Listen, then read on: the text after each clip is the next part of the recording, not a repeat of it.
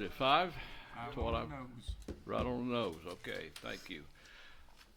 Okay, I hereby call this board meeting of the Commissioners and Mayor open at this time. We will stand and have Lord's Prayer, followed by the Pledge of Allegiance. All together, our Father, who art in heaven, hallowed be thy name. Thy kingdom come, thy will be done, on earth as it is in heaven. Give us this day our daily bread, and forgive us our trespasses, as we forgive those who trespass against us. Lead us not into temptation, but deliver us from evil. For thine is the kingdom, power, and glory forever. Amen. Pledge. I pledge allegiance to the flag of the United States of America and to the republic for which it stands, one nation, under God, indivisible, with liberty and justice for all. Thank you. Roll call. Commissioner Hughes. Here. Commissioner Mosier. Here.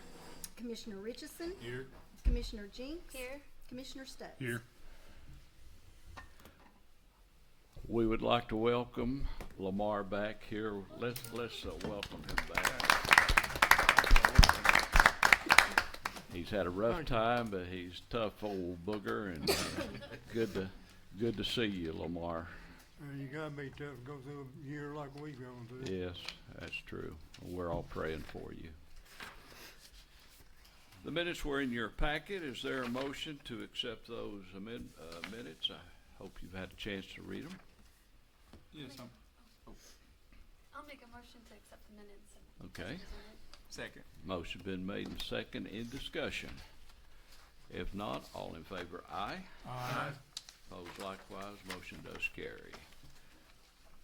Our recorder now has a report of our distributions for the month of October 2024.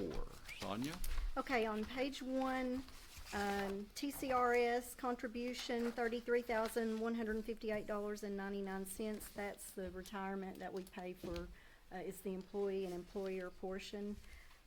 APAC Tennessee, $10,750.30. That's for some street patching and some work down in Circle Park. Down at the bottom of the page, Cigna, CHLIC, $65,574.79. That's our health insurance premium, the employee and the employer part.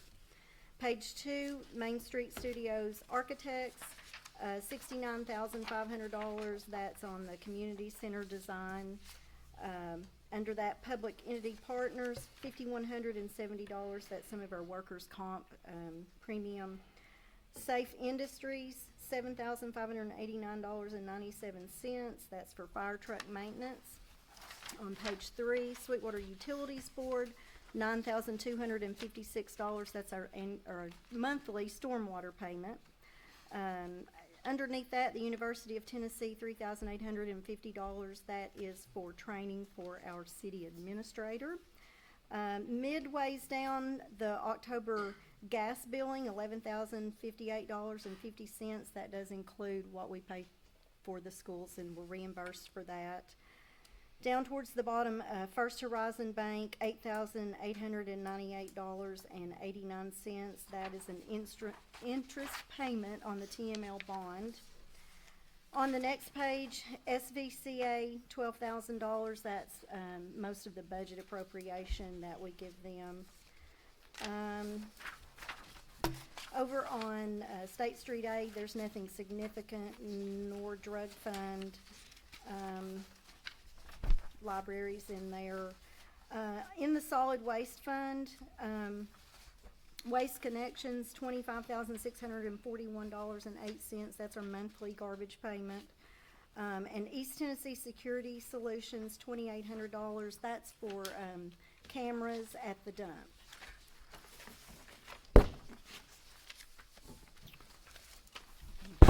Thank you, City Recorder. Sonia?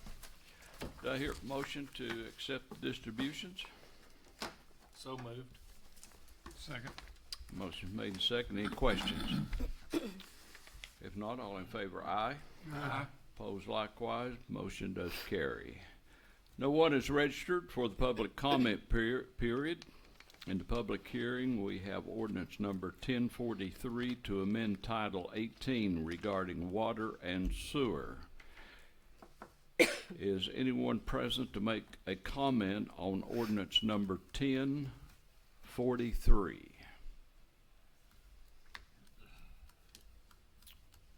If not, the public hearing is now closed. In old business, we will continue to postpone the appointment for tree board appointee until we have a nomination. We also have not had a Hyper Reach contract sent to us, so we'll postpone that too.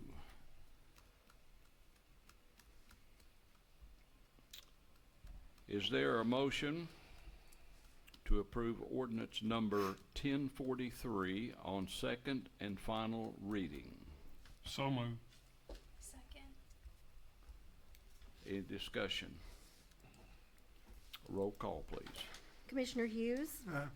Commissioner Mosier, Aye. Commissioner Richardson, Aye. Commissioner Jinks, Aye. Commissioner Stutz. Aye. In new business, we discussed in the workshop the need to order a fire truck to be delivered between 4 and 5 years, somewhere in that frame. We can purchase the truck through Sorwell Purchasing Network, which is authorized by our purchasing policy.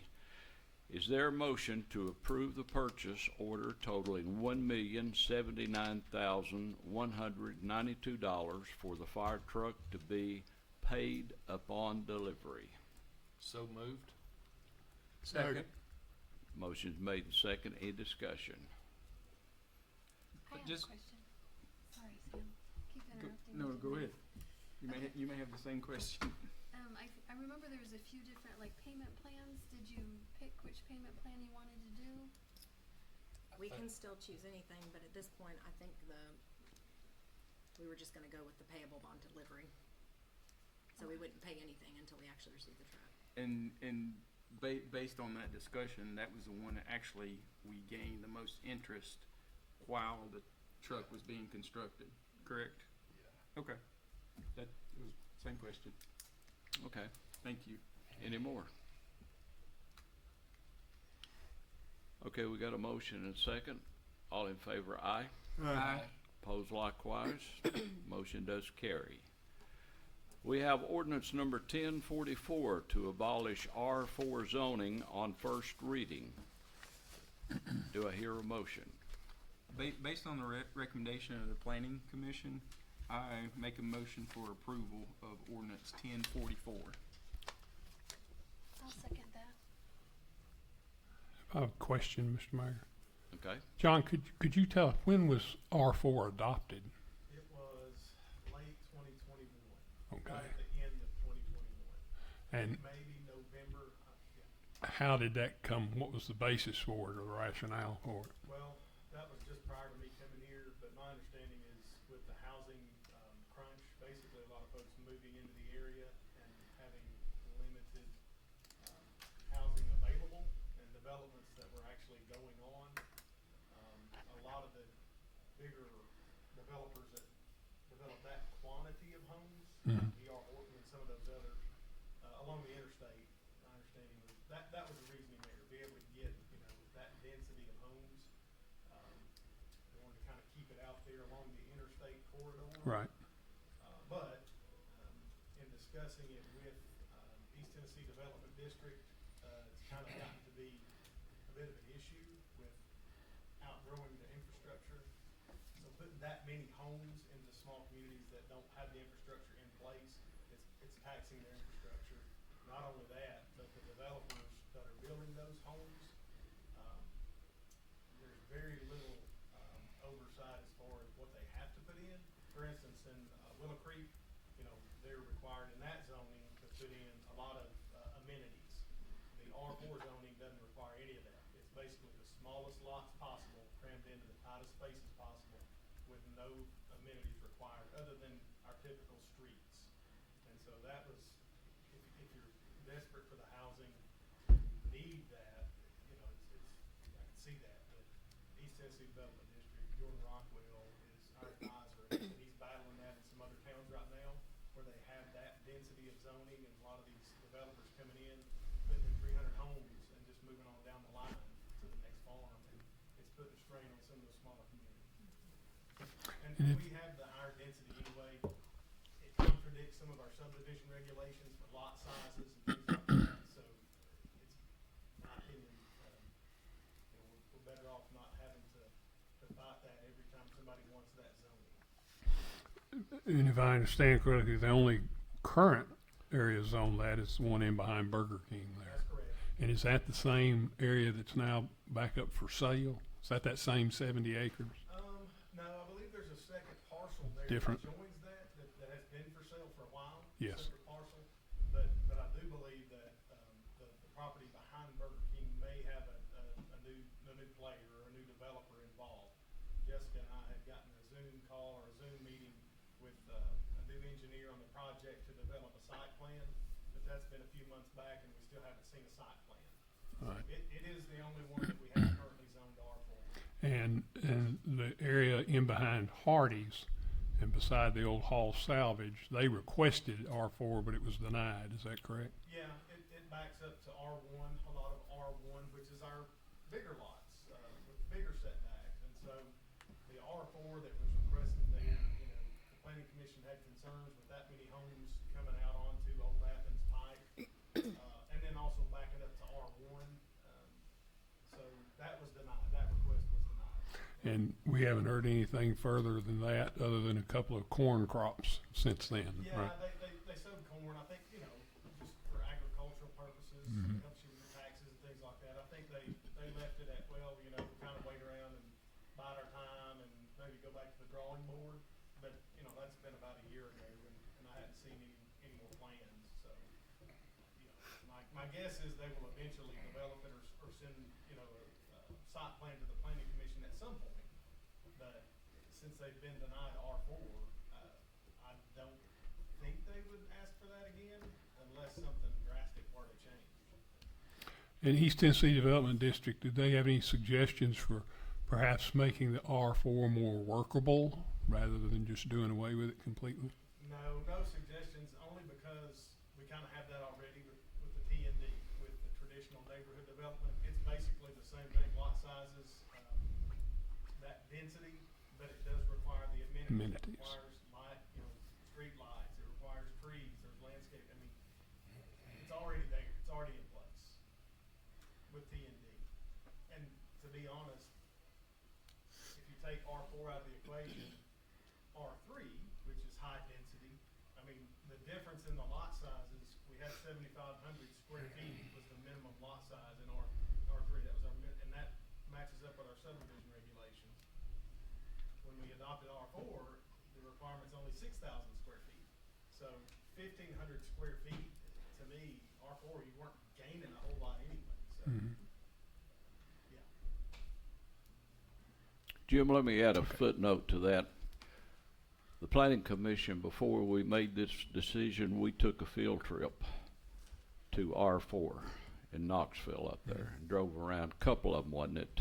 Or was you there? I wasn't here then. Okay, There was three or four yeah. areas that we looked at. We actually drove up there, looked them over, and that's one of the reasons why we didn't have a problem of abolishing the R4 for us here in Sweetwater. So we did look at it real close. That's fine. Just one concern I have, you know, if you run the math, we are unfortunately in a situation, I think, where affordable housing is really an issue here. Folks that work here basically can't afford to live here.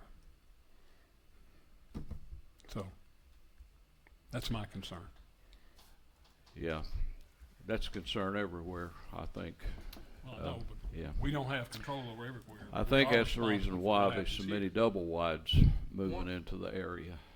One of the things that was happening with the R4 is every time a developer came into town, they were asking for that, and every time a new site plan come up, it was coupled with a board of zoning appeals that they wanted to change the zoning. So it wasn't that they were looking for a best fit for R4. They wanted to change everything to R4 so they could get that fourth lot out of every, or that fifth lot out of every four. That's what we saw time and time again.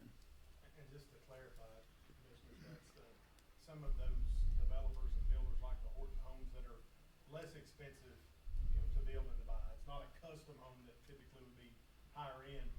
They can still build on those lots. I mean, they built on the backside of Ridgeland Farms, phase two. That phase two loop, if you drive back through there, you can see, I mean, they all look similar, but those were the less expensive homes compared to some of the ones up there that were built years ago in phase one. So they can still build the affordable homes. It's just, you're not allowing them to cram them right there on, one on top of the other. And even still, R3 is pretty densely, 15 feet apart on the sides, or excuse me, 10 feet apart on the sides is what R3 calls for. Versus 5. Yeah, so you could, I mean, in R3, what we had already, homes could be put 20 feet apart. Yes. It's just gonna be a nicer neighborhood with the amenities and a lot Well, I mean, safer they could- requiring the lights and everything Yeah, like I mean, that. they Yes, could we say, they should could really just take R3 and put homes, they could build whatever cracker box home they wanted to. It's just, like Sam said, instead of 5 lots, they would get 4. So they make a little less money when they move on, but, we're not stuck with some of the headaches that would come with the R4 that other towns are dealing with. Well, since we're talking about getting rid of the R4, the ones that are currently, or wherever it may be, that's currently zoned as R4, what is the capability of the current infrastructure there to handle that density if they decide to follow through with that, or can it be rezoned into something else if it's gonna cost the city a lot of money to invest in infrastructure for it? Well, we wouldn't have to invest the infrastructure, that's on the Okay. developer, but yeah, it currently can't, the infrastructure is not there, which is why the project never got off the ground. So It pump sits floating station. down in a hole, so they would Yep. have to put in a sewer pump station to pump it from there up to the existing pump station, which would then put that one over capacity with 300 homes in there. So then they'd have to upgrade that pump station, and that's what you get into. The cost of putting in 300 homes on your streets, on your sewer system. Yeah. The developer is supposed to do all of that on the front end, but the city's left after the fact to maintain all that and service it, But currently, it can't meet the demands. It would require a developer to do the upgrades, which is kind of why that one never really got off the ground. I think they underestimated what it was going to cost They them did. to do that. Yeah.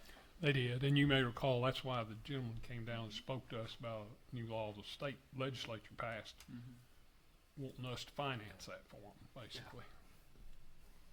Okay, so before you said you were gonna grandfather the place behind Burger King in, so they would keep their R4 even if we did away with R4. But now you're saying some of the players have changed. How many players would have to change before we could say, no, you're not being grandfathered into this? Well, the zoning goes with the land. Yeah. So it's zoned R4. That doesn't matter if they sell it or a new developer comes in, it wasn't zoned that specifically for that developer, so to speak. So the land is zoned R4, whoever buys it. Now, if they decide to request rezoning, then the planning commission could potentially rezone it. Or, according to what Jordan, had told us at the last planning commission meeting, technically a municipality can rezone. You just risk, being sued. If you go and rezone someone's property and have good reason to do that, if you feel like it's, against, I guess, the intent of the zoning, you could go in and rezone it, but you're setting yourself up for potential lawsuit. But whoever purchases, if somebody else purchased that property, they would have the option to rezone. If they didn't want R4, they could ask for a lower density zoning. But, I mean, as it is, the zoning follows the land. Okay.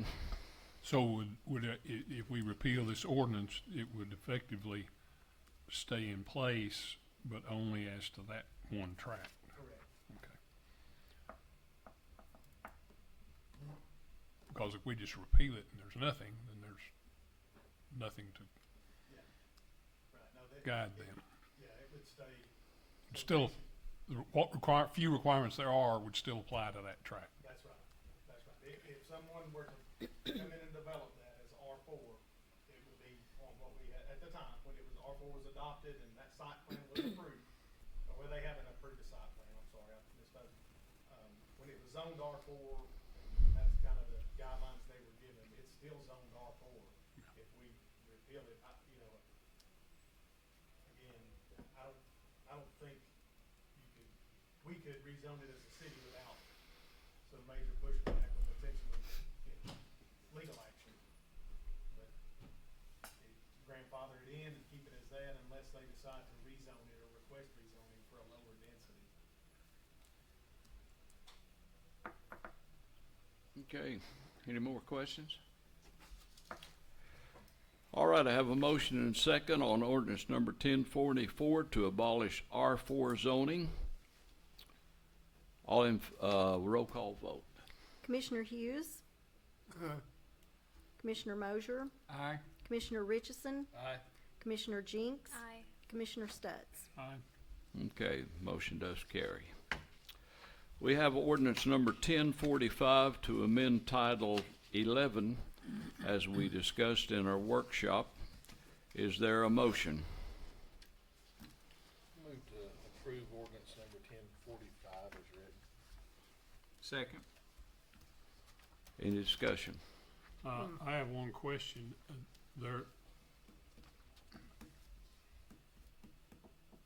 This sets some, I guess the one that concerns me the most is the Part C where we restrict it to 3 hours unless they have a permit. But we have no mechanism to enforce that. I think as you noted before, nobody wants a parking meter. We don't have anybody go by and chalk the tire like Athens does or used to do anyway. Before it was declared to be You know, a so I mean, search and seizure search. what's the purpose of having that if we have no way of?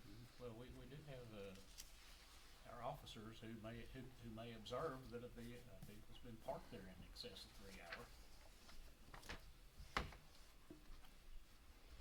And in most instances where you've got an officer's testimony that that's the case and if it has actually been there, you're rarely going to have a defendant in city court saying, no, it wasn't.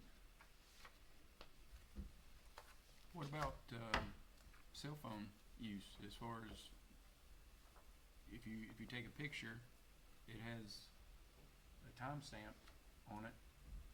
Take another picture, there's a second. That would be a way to gauge it. The biggest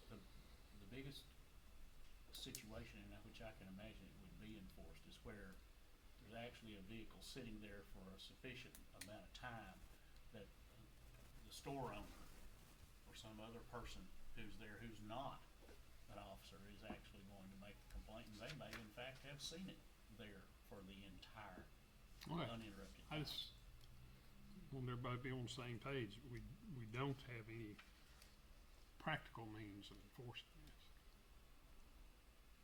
Not in every instance, no. Okay, that's all. Okay. I asked the question last week on this, and I didn't know what it was all about. I'll be truthful. Nobody had said anything to me. It all amounted to that truck that sat down on the front street that said, if you believe illegal aliens should go back or something like that, blow your horn. And apparently there was a lot of horn blowing. And I didn't know that was, and I'm for that. They don't need to be down there that everybody comes by to blow their horn and with people eating in restaurants and we've got apartments living down there now, and I'm all for this. As far as somebody sitting down there on the front street, blow your horn if you want illegal aliens to go back. Well, you know, that's political, a lot of political stuff in that. So I just want to make that plain that and Sam informed me that this was kind of what this was all about, which I said I didn't know. But I can understand it with that sign being on the front street where this is coming from. So I apologize to Sam openly because I did not know that that's kind of what we discussed. It got a little out of hand maybe, but I just want everybody to know that I am for this for that purpose alone. Don't need people going by blowing their horn and especially when they're eating and trying to sleep, and we've got apartments down there too, so we need to maintain that. So is there any more discussion on this before we vote on it? Have we got a motion I think we got a motion and a second? Roll call. Commissioner Hughes. Commissioner Mosier. Aye. Commissioner Richardson. Aye. Commissioner Jinks. Aye. Commissioner Stutz. Aye. Motion does carry. Ordinance number 1046 to close East Mill Street. John went over this last week of closing the street. Has no consequence on anything except for the landowner now. Do I hear a motion? I have a question. Okay. Yes, Is this one of them in McCaslin? No. This is right beside Carpool Garage downtown, and I don't know that any of us even realized it was still an open street. It's just like the little dead-end part that would be between where Ocean Breeze Tanning Salon was and Carpool Garage was. So it's across the street from Regions Bank, across the street from the Coquita Restaurant. It's just a little stub that's on Is that back in that area where they put that where picnic they put area? the carousel this last weekend. I don't know if you saw it. I'll pull up the map. it's basically on the old city maps in that parking lot. Yeah. It still showed basically a street right away that dead ends into the train tracks. He's wanting to develop that area in between there, and he brought it before the planning commission to basically for the city to surrender that. So, here's the Hunters building, Mm. and here's the little building behind Hunters. Here's the old Western Auto building. It's this little alley right here. This is technically still open as East Mill Street, and he's wanting to close that between these two businesses. And I think John said on one of the older maps that we found, it was marked through with X's. So we think maybe at some point they kind of either intended to close it and maybe just didn't finish the vote out on it. We couldn't find any record where they had actually closed that section. But that's where it is right there. Used to be a supermarket right there. Yeah. On the other side. Okay. Based on the recommendation of the planning commission, I make a motion for approval of ordinance 1046 to close East Mill Street. There a second? I Sorry. second that. Motion made and second. Any more discussion? Any questions? Roll call vote. Commissioner Hughes. Commissioner Mosier. Aye. Commissioner Richardson. Aye. Commissioner Jinks. Aye. Commissioner Stutz. Aye. Okay, motion does carry.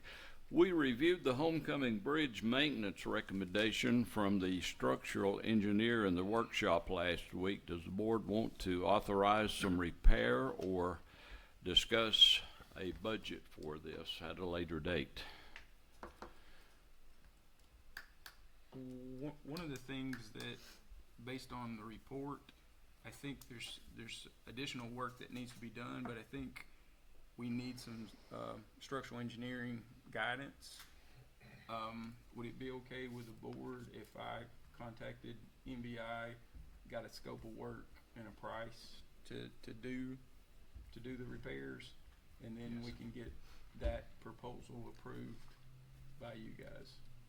Is that Okay. Do we need a motion for me to take that action? There wouldn't really be anything to take action on until you brought the Okay. information back. I think everybody agrees with And that. I think the proposal needs to be repairs that we're not gonna have to look at again in 10 or 12 years too, some of that more permanent stuff that was mentioned. what I would think. And the way that they can set up those drawings is to, you know, do it, we could price it out, doing it pressure treated or steel and concrete. And we could get those prices and be able to choose between the two. That'd be good. Okay, we'll leave that up to you, Sam, to bring something back to the board Okay. Pay for the allowance. on that. You bet. You've got too much. risk. Okay, Too are we shy. meeting, we're gonna have a workshop? Typically, it would fall on Christmas Eve. Typically, we cancel the December workshop. I don't know of anything, I don't think Planning Commission is gonna have anything that needs to be discussed, so. We will be passing, just as a heads up, the resolution to hold an election would be passed on the January agenda, so that will for sure be on the agenda in addition to minutes and distributions. I don't have anything else on the agenda right this second. If something came up in the meantime that you all really wanted to discuss ahead of time, we can always call a meeting, but I would say at this point, it's not really necessary to have one on the 23rd. Is that okay with everybody? No meeting. Okay. All right. Anything else come before the board? Would like to say, and the small town Christmas was a big success. Did a great job. Everybody that worked on that, every department. I saw every one of them out working, and so it was a big success. And I think it makes Sweetwater. We've had a lot of compliments. I tell you, if you've not been to Ingeman Park up there, that's beautiful up there.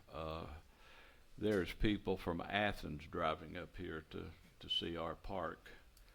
And one of the things about it is they come up to see our lights. We hope they'll stop at Lazy Beagle or Vitorino's or wherever, you know, and make an evening of it. And so that is good. But I had a lot of compliments on the park up there, if you've not been up there. We won't have a department head meeting. We'll go ahead and adjourn at this time unless anybody else has got anything to say. Hope you all have a Merry Christmas. Look forward to seeing you, January 3rd? 2nd? Oh, no, first Monday is late.